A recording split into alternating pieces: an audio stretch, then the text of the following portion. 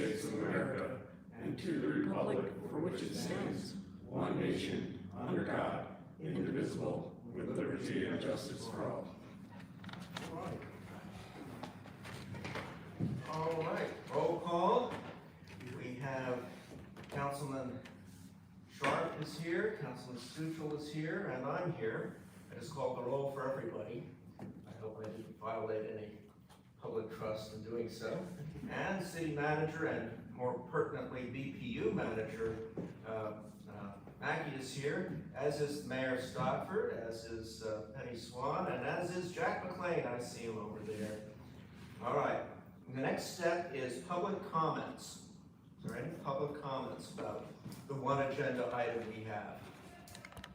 Mayor Stockford. Yep, just want to thank you guys for having this meeting. I appreciate it very much.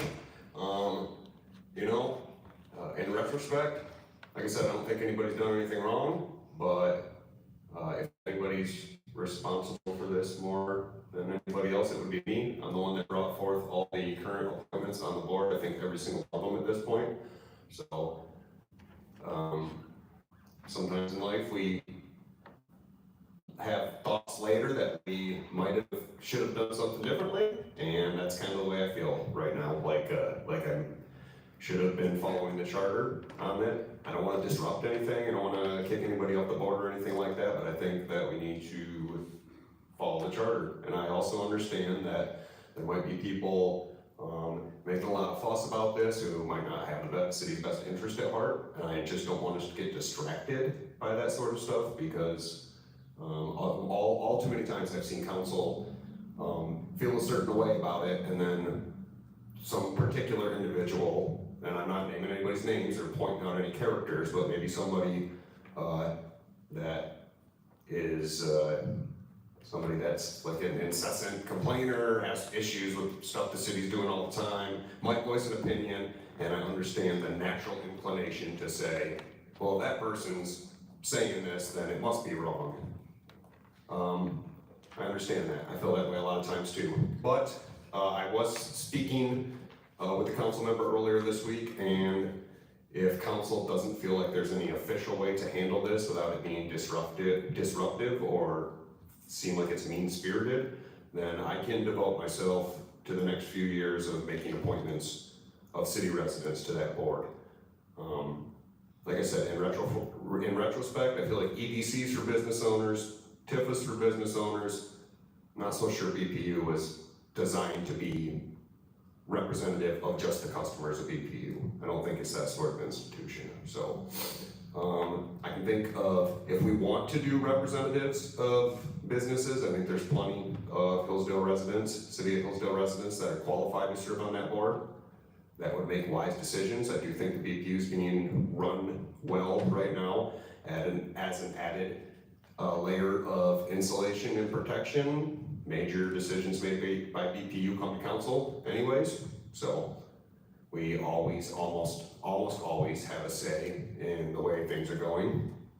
But most of all, I want to thank you guys for having this meeting, as I asked you to. I know we all have busy lives, and I do think that we should honor the charter when we can honor the charter. And I do think that I might have taken some legal advice from a previous city attorney that, in retrospect, I'm not so crazy about the advice. So I'd like to remedy that moving forward. I'd like to make sure we're putting city residents on the board of BPU, because the city residents own the Board of Public Utilities. And I thank you. Okay. All right, we're doing public comment right now, sir. So if you wish to make a public comment, or anyone else wishes to make a public comment, please do.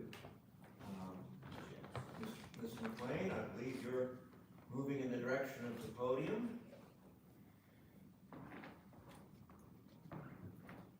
I just had a couple questions, and I know you guys can't answer them, that's not my problem, but if these guys are being paid, then they're getting W-2s.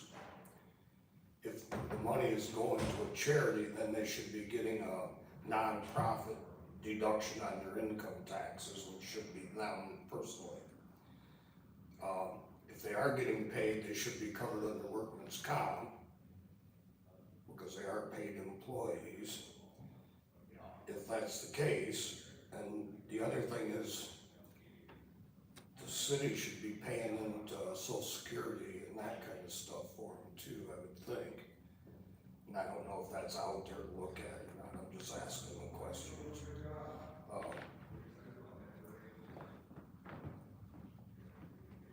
I guess another concern I got, which has nothing to do with this necessarily, is I know the library board is doing away with stuff, books and stuff. I wonder if the next move will be Comcast, or like, I know they have RuPaul's Drag Race on there and all that stuff. Okay, but that is off point then. If you have, is there anything more you got on BPU? No. Okay, great, thank you. Yep. Any other public comments? Penny Swan is approaching the podium.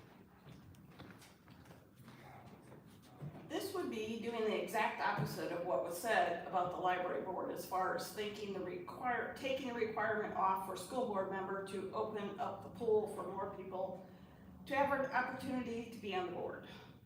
Close to 40% of the BPU customers are non-residents. JJ Hodger, who was brought up at the city council meeting, is CEO of Hillsdale Hospital, who is a massive user of the BPU services. He's also a BPU customer, as are many of the other other board members on the BPU board.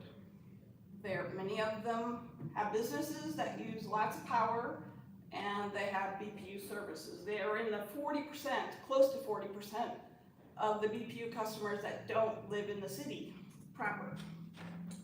From my understanding, this has been going on for 20 some years. There are other boards, including the Planning Commission, I think the Airport Board, and a few others that have non-residents on them. So not sure why you're not addressing them all and just going after this one, if you're gonna look at that part of it. Thank you. Thank you. Any other public comment? Hearing none, I close the public commentary section of the meeting. Before we get, Mr. Mackey, could you answer those questions about workman's comp and social security? Do you have that information? Well, I believe I can answer them. Also want to point out the gentleman in the red shirt is actually the BPU board chair, Bob Battle. Oh, okay. For those up here who might not know it. Very good. So just to say that. Now, in regards to how they've been compensated, so as was in the minutes that I included in the council packet, the decision to do what they did or to allow those outside the city was made in 2000 by Mayor Greg Bailey. Doug Ingles was on council and whatnot. They haven't been paid as employees, they've been paid as basically like a 1099 employee. So in that limit, they fall under the limit that they need to receive something from the city. At the most, they would be making $300 a year, which falls under the limit. So what they've done historically is basically attached a form to the invoice, or to the invoice for payment, stating the board member's name, if they were at the meeting, and then like if there were 4 or 5, there's 5 members on the board, so let's say 5 times 25. On that sheet, you'd have the board members present, you'd have $25 for each. That $125 was made out directly to the Community Action Agency. So they did not receive any direct compensation. That's how it's historically been done. Right or wrong, I can't comment on that. You know, we'll need to check that out, because I believe the state statute says you have to be an employee, and what does that mean? Does that mean, it may mean that you can do that, because, I mean, if you have like a 401k, part of that may just go right in directly to your bank account or something, you know, or you can put it into a charity if you want to. You can do that. So I don't know how that works, but we should check that out, if we could. and this business of social security, workman's comp, if we can get that information. Those are reasonable questions, it seems to me. Yeah, it would be a question of whether or not, the way they're compensated now, would fall under the category. If not, then they have to be employees for the $25 a month, Exactly. then that would fall under the I tax. just wanted, we gotta do it right. Before we get going on the discussion, I do want to make a preliminary statement that will last all of 5 minutes or so. On two things, because I've noticed that in this debate I've heard so far, there are two issues that have been coming up that are ill-defined. One is this notion of the relationship of the city charter to the state statutes. That's been a question. And the other is this question of what representation means legally. Even the mayor was mentioning that. So let me, indulge your patience for a few minutes to talk about those things. Now, as one of our podium speakers said in the council meeting, municipal charter is, in a way, the equivalent of a constitution for the city, in the sense that it provides the legal framework for all municipal ordinances. And oh, by the way, I ran this past our city attorney. So it's not just me talking, I've got legal backing on this part of it. Similarly, the U.S. Constitution, of course, provides the legal framework for all federal laws, and the Michigan Constitution provides the legal framework for all state statutes. But a city charter differs from the U.S. Constitution in one key respect. There is no set of human laws above the U.S. Constitution. The American people are the sovereigns. They govern themselves under their constitution that they ratify. Even international law, including treaties, can be opted out of by a sovereign country. The only enforcement for violation of treaties or international law are sanctions, up to including a war by other sovereign nations, other sovereign countries. A city charter, however, exists only after it has been submitted to the state of Michigan for approval. Municipal governments in Michigan are, in effect, political subdivisions of the state, even though many of them predate the existence of the state. Detroit's been there a lot longer than the state of Michigan. But legally speaking, it is a political subdivision of the state. Charters are authorized by the state under the Home Rule Cities Act, which governs the required and permissible contents of a city charter. Therefore, if a state statute is enacted that contradicts or restricts a provision in a city charter, the state statute overrides the charter provision, even if the charter provision was legal under state law when it was enacted. In other words, our charter may have been enacted a certain year. If some state law comes along that contradicts the charter, even though the state approved our charter, the state law governs. Okay, the state law governs.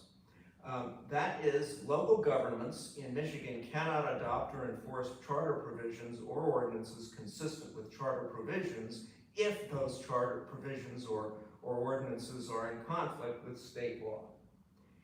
The Hillsdale Charter provision stipulating that all BPU board members shall be city residents is thus overwritten if the BPU board member is an employee of the city government, because the state statute says that is the case, right?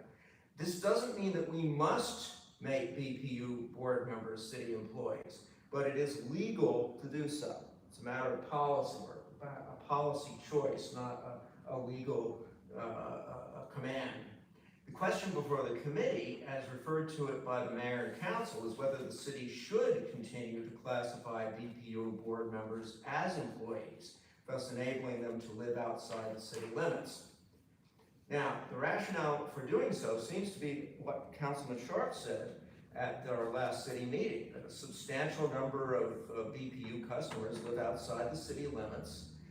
He just gave me the numbers again. It's 38,050. No, 3,800. 15, what, 38? 38,050. Yeah, that's what I mean, 3850. 38,000. Oh, 30, I'm sorry, 30. That was like, 30, wow. oh, I'm sorry. All right, that doesn't make any sense, does it? I'm sorry. 38 and then 2,100. Yes. And 3850 within the city, 2,100 outside. So a little bit more than 3-to-2 ratio inside the city. And the idea is that, well, since there are many BPU customers outside the city limits, they should be represented on the Board of Public Utilities to some degree. It should be noted that we have to think about what representation means in this case, because they have represent and representative have at least two meanings. One is a strict legal meaning, and the other is a general meaning that is matter of policy rather than law. We saw this point in the recent dispute over the library board. Residents of Hillsdale Township and Jefferson Township claimed that if a local school board member was not on the board, they would no longer be represented on the board. This, they claim, would be taxation without representation. This claim, of course, was false, and we showed that during those meetings. The township's governing bodies are the legal representatives of the township's residents. They have entered into a contract with the city of Hillsdale in which the townships exchange taxpayer-supported revenues, their taxpayer-supported revenues, to the city in exchange for library privileges for the residents of the townships. Thus, the township's residents are taxed, but they are for the library, but they are also fully represented in the strict legal sense by their township councils. They are not represented in the much looser general sense that there is a person residing in each township on the library board. But Hillsdale City is under no legal obligation to follow this general sense of representation because the library, after all, belongs to the city. Now, with regard to the BPU, state statute permits its employees, permits city employees, permits city employees, including BPU employees, to live outside the city limits. It does not require the city to provide representatives from outside those limits to serve on the board. It can do so, but it doesn't have to. This is because the BPU is a publicly owned utility, owned wholly by the city of Hillsdale. It is not a corporation owned by stockholders. If it were, the stockholders would have the legal right to vote for the members of the BPU, Board of Directors, in proportion to the number of shares each stockholder owned. BPU has no stockholders, to my knowledge. It has ratepayers. Similarly, if I pay money for the propane gas, I pay for the gas and the services provided by the company, but I have no legal right to any say in how the company is governed or in who runs the company.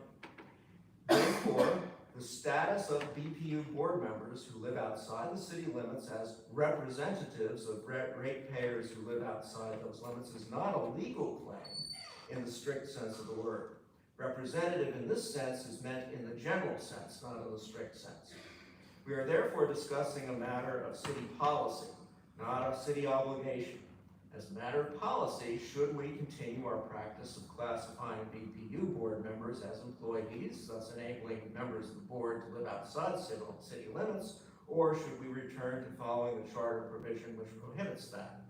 The charter provision no longer has the absolute legal authority it had at one time on this matter because state statute now permits us to do otherwise if we so choose. End of lengthy bloviating on my part. Very good. That's my understanding of it. And with the permission of my colleagues, I would like to type that up and just put it in the packet for the next council meeting along with your minutes so that we, because people, are not clear on these things. And it's important to, just to think about them, to have a framework. Okay, enough out of me. Who wants to talk? I just have a question for David as a BPU director. Between the political and the practical, is there any difference or any preference or any advantages? Well, I think as was in the minutes from back in 2000 when they did this, it was to allow for a greater pool to select from. That was the whole purpose. It did go to ONG back then in 2000. You know, of the committee, or the board we have, Bob Bat, he's a MDOT forester, as I've mentioned. He is a chairman, and I think his term is up actually next year, and he will be termed out, is my understanding. So his seat will come up next spring, and then we have 3 others, 2 of which are engineers, mechanical engineers within their BPU, they're both BPU customers, either from their business or their home. And then the 4th, JJ, is a personal customer and the 2nd largest customer for the BPU. So that was the premise of why they were selected. And as the mayor had indicated, he did make all the appointments on the current board. Right. So So there's really, And my understanding is that 4 out of the 5 members currently do not actually live in the city. that is correct. So it's, in terms of this sort of general notion of representation, not the legal one, but the general one, the ratio is a bit out of line with the actual customers. But Councilman Short? My proposal is simple as this: there's 2,100 of them. Why don't we give them 2 seats and give the other 3 to the city? Why couldn't we do that? That way, 3/5 of the votes are from city residents, and the other 2 are outside the city. And if he can't find anybody that is not interested, then we would have to look at the pool of the people in the city. But 2,100 people is a lot of customers. And to me, they should have some kind of voice. There are very well-educated people out there. He's not just gonna randomly pick somebody. He's gonna take his time and do his research. And then the council should do their research also. As Greg has said in the past, over former picks that we've had brought before us, we really need to pay attention to what is being brought to us and ask questions. And not get caught off guard like we did in the past. Yeah, that's similar to, oh yes.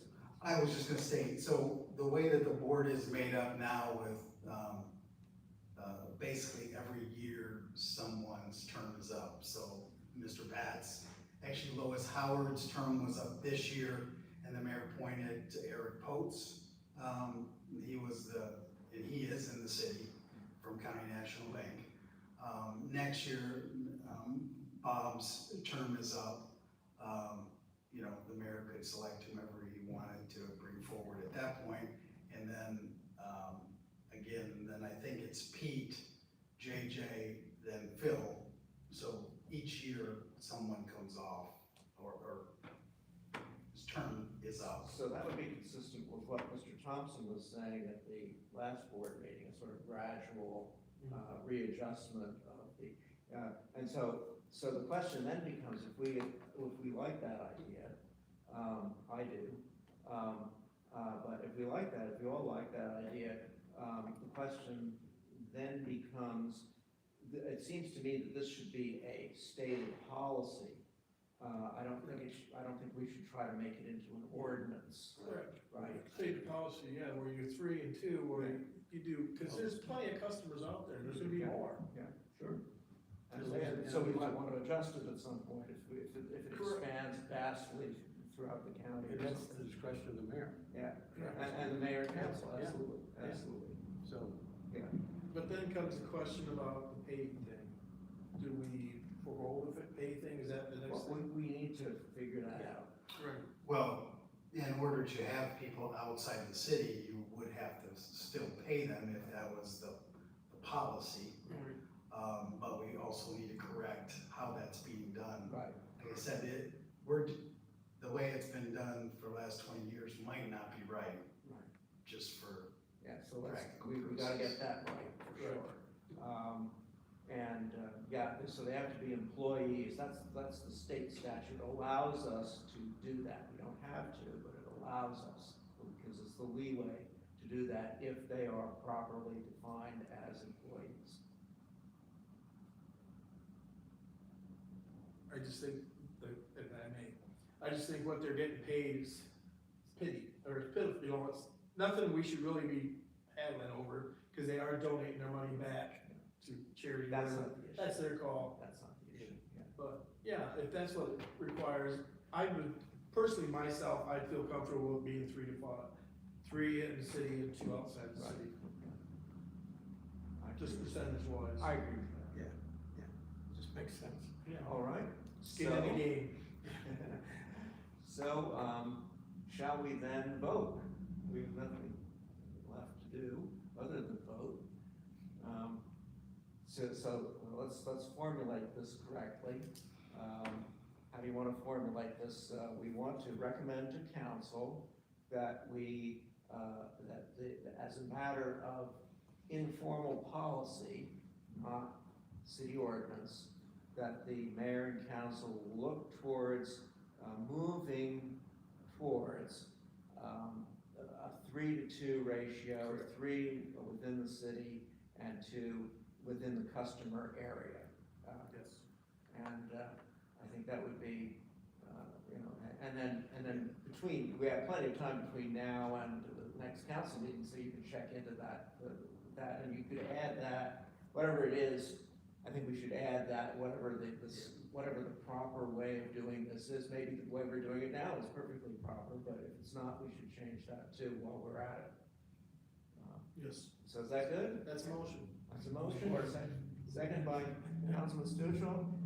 We're all. All in favor? Aye. Opposed? None. All right. Any, public comment, final public comment? Councilman Palladino. what have you to Hello. say to yourself? Excellent statement, Councilman Morrissey. That was very interesting analysis. Thank you.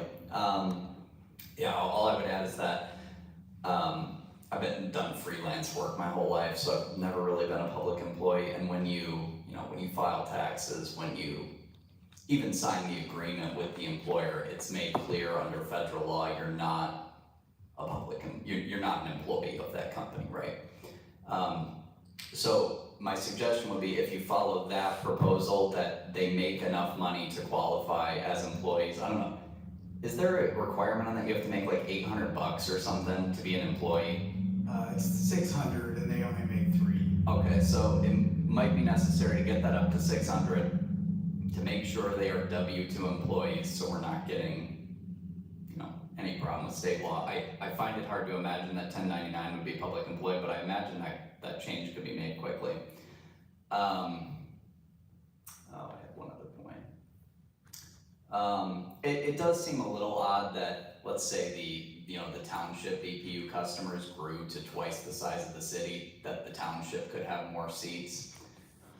I'm still partial to the argument that we should, keep political representation within the people who pay taxes, right?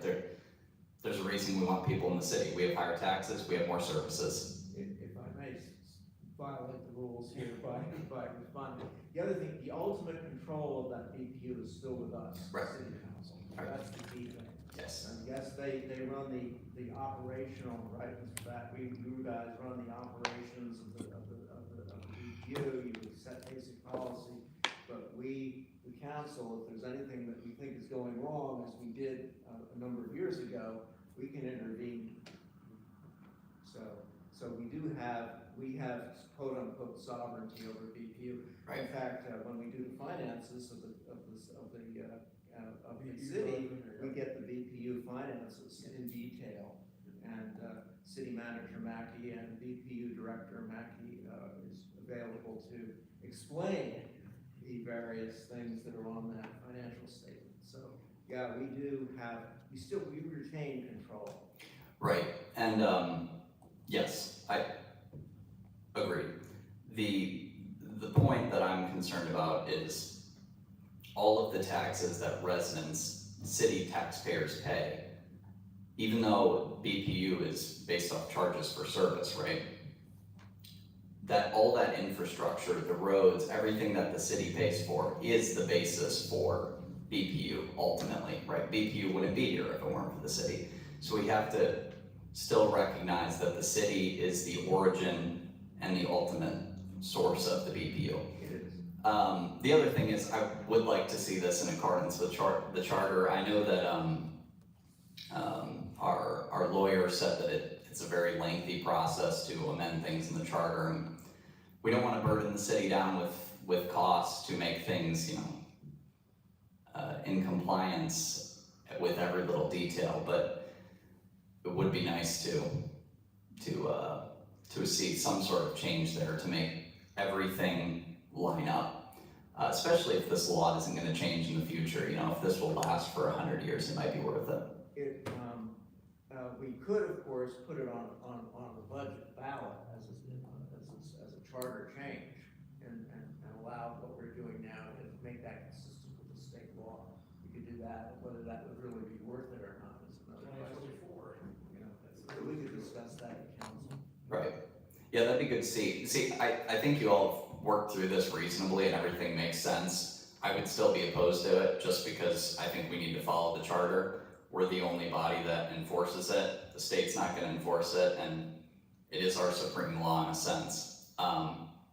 So I would like to see that change, but I think you've all thought through this very well. Thank you. Okay, thank you, Councilor. Any other public comments? Mr. McLean is coming up.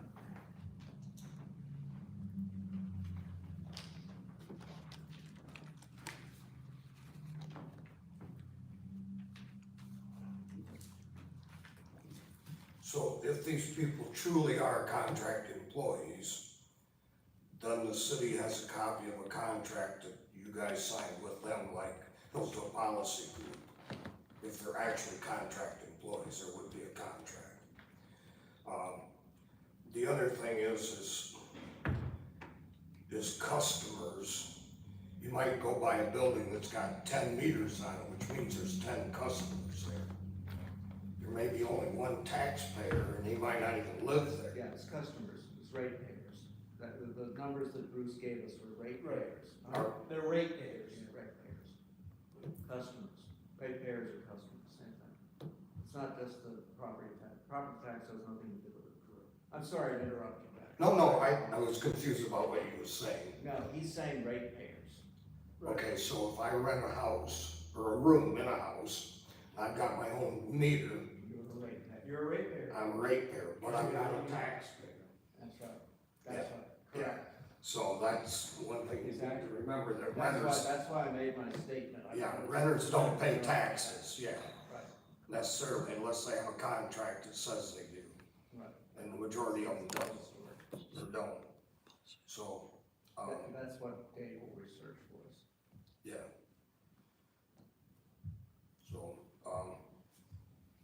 I'm surprised there aren't more people outside the city, because I know they do Bankers, they do Monroe, they do Osseo, Pittsford. I can't believe there's only 2,100 people in the township around the city that's actually paying taxes. I really, Rates, not taxes. paying meters. It's just kinda odd that that's the case, but if that's the case, that's the case. Okay, thank you. Okay, thank you, Jack. Anyone else? Back, would you like to comment? Okay. All right, seeing no more, public comments, any final comments from committee members? Yes, Councilman Sharp. The one thing we have to remember though is these 2,100 people, if we try to, there was one time talked about dipping in the pilot money in the BPU. We ever touch that, we open ourselves up to a lawsuit, because they will come after us. Because what benefit does people who live in Pittsford see their, all of a sudden, the pilot money being used for fixing our roads in the city of Hillsdale? So you always wanna keep that on your cap too, and remember that. They are paying customers. There are other customers in the city of Hillsdale that are not on water and sewer. So, but they are customers of the BPU. The money we make in a BPU is on the electrical side, definitely not on the water and sewer side. So we definitely wanna make sure we include the people who are in the, as we always, Mr. Suchin always taught me, the skin in the game, and I believe in that. Very good. I'm glad the council in here are learning from one another. It's a good thing. All right, thank you. That's good. Point well taken. Any other comments? Thank you for your lesson, that was very good. Yes. All right, well, I'll type it up and send it off to Dave and Kate. Conclusion, and then your minutes will. But I'm gonna be out tomorrow, I'm gonna be out tomorrow, so I'm gonna know by Wednesday or Thursday. Yeah, that's fine, that's fine, we've got plenty of time until the next meeting. It's true. All right, very good, motion to adjourn. So moved. Support, all in favor?